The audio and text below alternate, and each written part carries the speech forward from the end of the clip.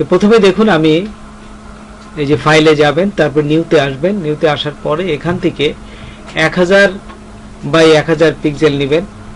তারপর ঠিক নিচে যদি আসি আমরা এখানে দেখবেন যে 300 ডিপিআই এবং 8 জিবি, অবশ্যই কালার মোড হবে 8 জিবি। তারপরে ক্রিয়েট ডকুমেন্ট এখানে ক্লিক করবেন। ক্লিক করার সাথে সাথে আমাদের ডকুমেন্টটা তৈরি হয়ে গেল। ঠিক এখন আমরা এই টিতে ক্লিক করবেন।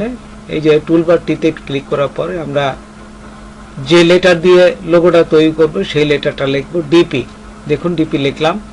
তারপর সাইজটা বড় করে নেবেন এবং এই ডিপিটাকে আমরা একটা ফন্ট দিব।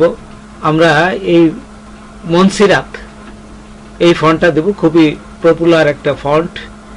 এই লোগো ডিজাইনের ক্ষেত্রে বিভিন্ন জায়গায় ব্যবহার করা হয়। তো দেখুন এখানে দেওয়ার পর এই মনসিরাত দেওয়ার পর এখান থেকে আমরা এই যে সেমি বলটা ক্লিক করলাম। আচ্ছা, এখান থেকে আমরা রাইট মাউসটা ক্লিক করে দেখুন ক্রিয়েট আউটলাইন তৈরি করব। তারপর এখান থেকে আনগ্রুপ করব। রাইট মাউস ক্লিক করে আনগ্রুপ করে এই পিটাকে সরাই দেব। আসলে এই পিটা আমরা নিব না। এই পি, তো দেখুন এই ডিটাকেই আমি জাস্ট ঘোরায় পি বানাই দিব। তো এই ডিটাকে প্রথম দেখুন এখান থেকে যখনই আমরা এই যে হরিজেন্টাল দিব তখন এই জাস্ট পি আকার হবে। ঠিক এই অবস্থায় ওকেতে ক্লিক করলাম। ক্লিক করে আপনারা সমান করে নেবেন। যদি সমান না হয় আপনারা দেখে নেবেন এবং অথবা লাইন টেনে আপনারা সমান করে নেবেন। তো দেখুন এখান থেকে আমি একটা লাইন টান দিয়ে দেখুন সমান করে নিচ্ছি। আপনারা সমান করে নেবেন। যদি একটু উঁচা নিচে হয় জাস্ট একটু কিবোর্ডের সাহায্যে অ্যারো কি চিহ্ন দিয়ে আপ অ্যারো বা ডাউন অ্যারো দিয়ে এটা সমান করে নেবেন। এই যে আমি দেখুন এখানে সমান করে এই লাইনটাকে আবার মুছে দিলাম। ক্লিক করার পর এখানে আমি জাস্ট ক্লিক করে শিফট চেপে ধরবেন। শিফট চেপে ধরে এই লাইনটা আঁকলাম। ঠিক এই অবস্থায় দেখুন সমান, কিন্তু শিফট চেপে ধরবেন, শিফট ছাড়া যাবে না। তারপর একদম এই পির উপরে রেখে পির উপরে রাখার সাথে সাথে দেখুন একটা আমরা সোজা একটা পয়েন্ট পাবো। ঠিক এই অবস্থায় শিফট চেপে ধরে আপনারা সোজা টান দিবেন। সোজা শিফট চেপে ধরবেন, তারপরে সমানভাবে এই ধরনের হবে। তো দেখুন এটি হওয়ার পরে আপনারা অল্ট চেপে ধরবেন। অল্ট চেপে ধরে এই ডান পাশের অংশটা কেটে দেবো।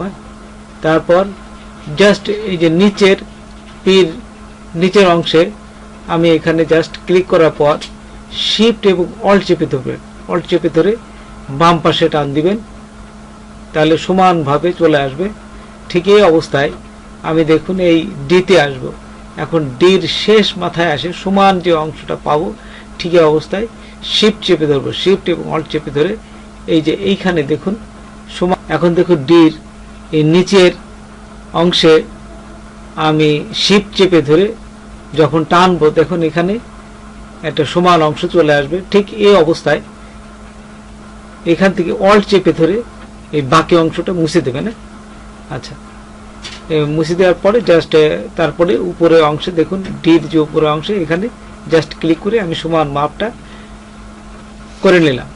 তো দেখুন এখানে এই যে ডিরেক্ট সিলেকশনটা ক্লিক করবেন। তারপর শিফট চেপে ধরেই কিন্তু এটাকে আমি দেখুন ছোট বড় করব এবং সমান মাপে কিন্তু চলে আসবে। এখানে দেখুন এই যে আমি যখনই শিফট চেপে ধরে টান দিচ্ছি তখন এই যে গোলের এই পাশে ঠিক এই ধরনের হবে অবস্থায়। এখন শিফট চেপে ধরে যদি আবার টানি এই ঠিক সমান মাপে যেন মিশে যায়। দেখুন আমি যেভাবে দিচ্ছি ঠিক আপনারা সেইভাবেই মিশাই দিবেন।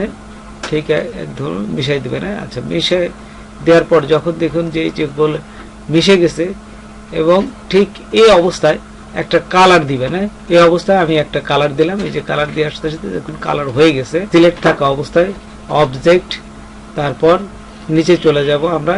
দেখুন পাথ এবং অফসেট পাথ, এইখানে ক্লিক করবেন। ক্লিক করার সাথে সাথে দেখুন আমরা 5 দিব, 5 পিক্সেল। তারপর ওকেতে ক্লিক করার সাথে সাথেই এখানে একটা কালার হয়ে যাবে। ঠিক এই অবস্থায় আমরা এই যে দেখুন ব্যাকগ্রাউন্ডে আমরা ফিল এবং স্টক আমরা স্টকে এটা কনভার্ট করলাম। তারপরে এখন দেখুন এই পেন টুলের আমরা অ্যাড পেন টুল যেটা, এটি দিয়ে এখানে অ্যাড করলাম কিছু অংশ। এই যে এখানে দেখুন এই কালো অংশের সাথে যেন না মেশে সেই জন্য একটু সরাই নেব, এবং আবার পেন টুল নিয়ে এই যে ডিলেট যেটা, ডিলেট কি চাপ, ডিলেট পেন টুল চাপ দিয়ে এখান থেকে এই যে কমায় নেব, এই যে কালো অংশ না হয়ে জাস্ট লাল অংশটুকু এই অংশে চলে আসবে। আচ্ছা, আমাদের এই পাশেও ঠিক একই অবস্থা। দেখুন এই যে ছোট করে নিলাম। আচ্ছা, নেওয়ার পর এখন আমরা দেখুন এখান থেকে মুভ টুল ক্লিক করে সবগুলো সিলেক্ট করব, এটা করব। তারপর ডি এবং পি দুটি সিলেক্ট করব। সিলেক্ট থাকা অবস্থায় আমরা পাথ ফাইন্ডারে চলে যাব। যদি এখানে আপনাদের পাথ ফাইন্ডার না থাকে সেই ক্ষেত্রে অল্ট শিফট F9 দিবেন। তারপরে যে ডিভাইডারে ক্লিক করলাম, তারপর রাইট মাউস ক্লিক করে আনগ্রুপ করে দিলাম। আনগ্রুপ করার পরে এখন দেখুন আনগ্রুপ হয়ে গেল।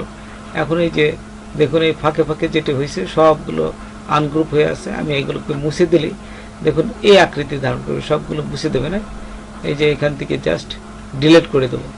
এই যে আমরা একটা করে ধরবো, এবং যেহেতু এটা আনগ্রুপ হয়ে গেছে এটা এক একটা মুছে যাবে। এই যে ঠিক এই অবস্থায় সিলেক্ট আমরা যদি একটা একটা করে মুছি তাহলে দেখবেন যে এইগুলো সব সুন্দর একটা অংশে ডিভাইডেড হয়ে গেছে। তারপর এই যে গোলের অংশেও একটা স্পট আছে, ঠিক এই স্পটটাও এখানে মুছে দেবেন। মানে এই পাশে সিলেক্ট করে মুছে দেবেন, এবং এই পাশে এই ডিরও এই পাশে আরেকটা অংশ আছে ওটা মুছে দেবেন। আচ্ছা, দেখুন এখানে সুন্দরভাবে হয়ে গেছে। তারপর সবগুলোতে যদি একটা কালার দিতে চান তাই কালার দিলেই আপনার একটা কালার হয়ে যাবে। আর এখানে তারপর সবগুলোকে সিলেক্ট করব। সিলেক্ট থাকা অবস্থায় পাথ ফাইন্ডারে এসে আমরা এই যে ইউনিট করে দেবো। ইউনিট করে দিলে সব এক কালারে হয়ে যাবে। তারপরে দেখুন কোনো অংশটা যদি বড় থাকে, ছোট বড় থাকে, দেখা গেল পি এবং ডির মাথা যদি ছোট বড় থাকে সেই ক্ষেত্রে কি করবেন, একটু বড় করে সমান ভাবে কাটা যায় কিভাবে সেটা আমি আপনাদের দেখাচ্ছি। এটা প্রথমে আনগ্রুপ করে নিয়ে দেখুন এই যে এইখানে ডাইরেক্ট সিলেকশন টুল দিয়ে আমি দুই পাশে শিফট চাপে ধরে ডাইরেক্ট সিলেকশন থাকা অবস্থায় ক্লিক করলাম। তারপরে এই কিবোর্ডের সাহায্যে ডাউন অ্যারো দিলে এটা বড় হবে।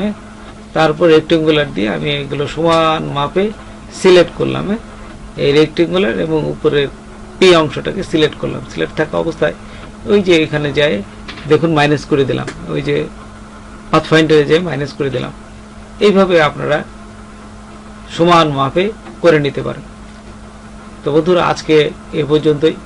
নতুন কোনো ভিডিও নিয়ে আবার আপনাদের সাথে হাজির হব। যদি আমার ভিডিওটা আপনাদের ভালো লাগে বা কোনো উপকারে আসে তবে অবশ্যই সাবস্ক্রাইব করবেন আর বন্ধুদের মাঝে শেয়ার করবেন। ধন্যবাদ সবাইকে। আল্লাহ হাফেজ।